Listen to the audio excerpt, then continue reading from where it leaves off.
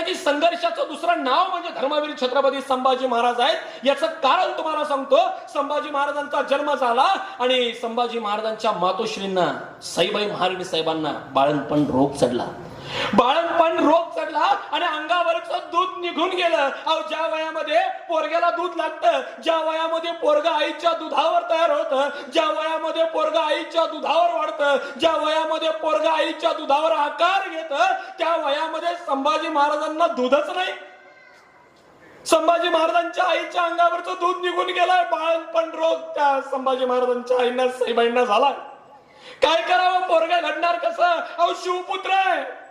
स्वराज्य निर्माण केलेल्या 32 मनांच्या सुवर्ण सिंहासनावर रूढ झालेल्या शिवाजी महाराजांचं पोरगा आहे आणि इकडे बाप तर हातामध्ये तलवार घेऊन स्वराज्य निर्माण करायला बाहेर पडलाय. पिताची छत्राच्या पोरग्याच्या डोक्यावर नाहीच, तरी पण संभाजी महाराज घडतायत, तरी पण संभाजी महाराज निर्माण